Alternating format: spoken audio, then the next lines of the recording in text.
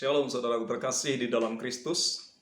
Kita bertemu kembali dalam perenungan firman Tuhan saat ini. Sama-sama kita satukan hati kita berdoa. Bapa, terima kasih buat saat ini Tuhan. Biar kami jagai. Ada hati yang haus lapar akan firman Tuhan. Kami rindu terus dipenuhi, dikuasai, dikendalikan oleh firman-Mu. Tolong kami untuk memahami, sehingga kami boleh menjadi pendengar dan pelaku firman Tuhan di dalam nama Yesus. Haleluya. Amin. Baik saudaraku terkasih di dalam Kristus, pada saat ini kita akan sama-sama membaca, merenungkan, dan belajar untuk memahami isi firman Tuhan. Saat ini kita akan belajar bersama-sama. Ya, saya berikan judulnya, Jangan Memadamkan Roh. 1 Tesalonika 5 ayat 19-20. Demikian firman Tuhan. Janganlah padamkan roh, dan janganlah anggap rendah nubuat. Ya, tidak panjang, ya, cukup singkat. Janganlah padamkan roh. Kata jangan ini adalah sebuah peringatan. Jangan padamkan roh. Roh, R-nya besar, berarti menunjukkan kepada Roh Kudus. Jadi firman Tuhan ini berkata, jangan padamkan Roh Kudus yang ada dalam diri kita. Ya, ketika kita sudah lahir baru, Tuhan memberikan rohnya. Roh Kudus tinggal dalam diri kita. Roh Kudus dalam bahasa Yunaninya disebut dengan Parakletos, yang artinya adalah penolong. Jadi Parakletos atau Roh Kudus berfungsi, tujuannya ada di dalam diri kita adalah untuk menolong saya dan saudara. Wow, suatu pekerjaan yang mulia, suatu pekerjaan yang luar biasa.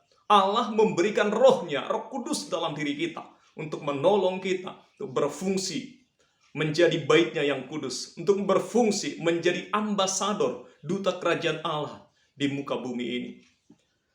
Dan kemudian firman Tuhan berkata, jangan anggap rendah nubuat. Saudaraku, nubuat masih berlaku. Masih ada nubuat, saudara.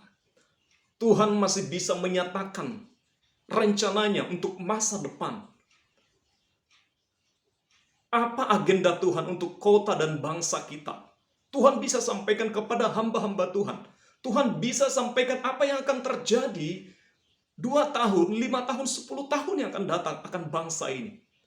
Lewat nubuatan yang Tuhan sampaikan kepada hamba-hambanya. Jadi jangan anggap rendah nubuat. Memang nubuatan itu perlu diuji. Ya. Jadi saudaraku, menghujat Roh Kudus, salah satu dosa. Satu dosa yang tidak dapat diampuni, yaitu menghujat Roh Kudus. Banyak penafsiran tentang menghujat Roh Kudus. Tapi saya bisa pastikan, saya bisa sampaikan bahwa menghujat Roh Kudus adalah di mana kita meninggalkan Tuhan, di mana seseorang tidak percaya kepada karya Roh Kudus, tidak percaya kepada firman Tuhan, tidak percaya kepada Kristus.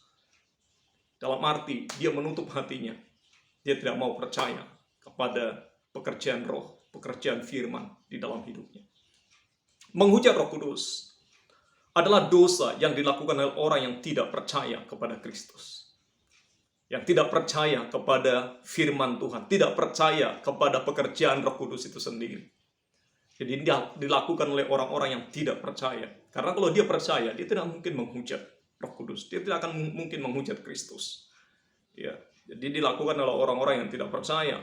Sedangkan mendukakan dan memadamkan roh adalah dosa yang dilakukan oleh orang-orang percaya.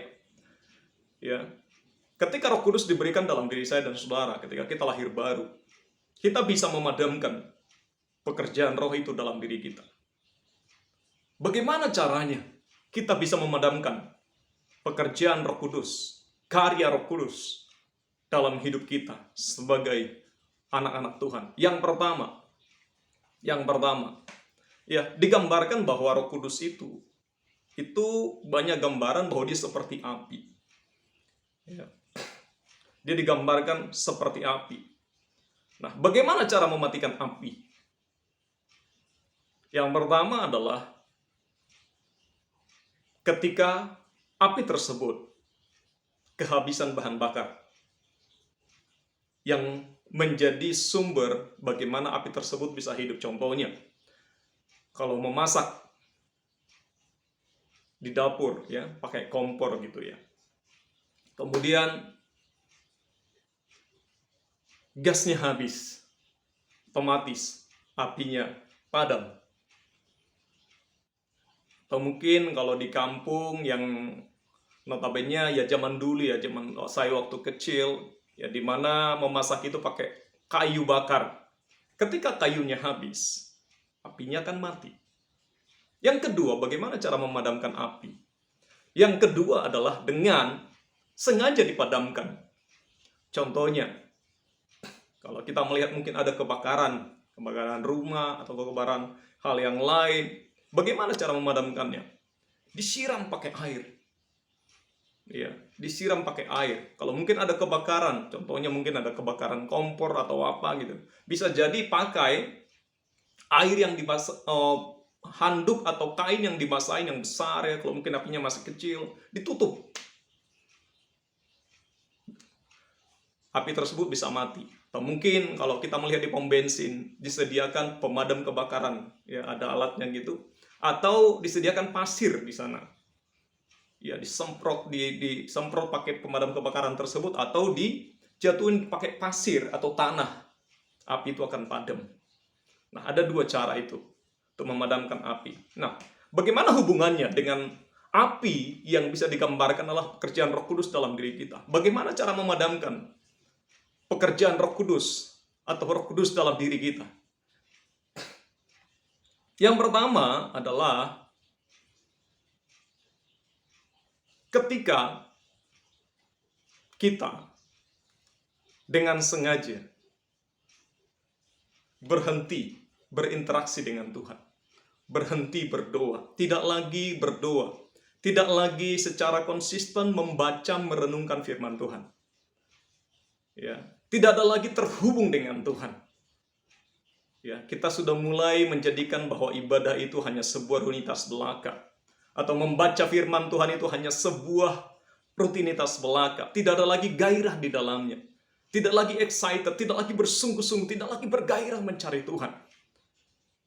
Akhirnya kembali menjadi rutinitas. Tidak lagi gelora cinta di dalamnya. Lambat laun. Kita tidak lagi peka dengan suara Roh Kudus. Kita tidak lagi peka akan teguran Tuhan lewat hati nurani kita. Kita tidak lagi mendengar Tuhan menegur kita. Karena kita sudah mulai terputus dengan realita hadirat Tuhan. Dengan pekerjaan Roh Kudus dalam diri kita.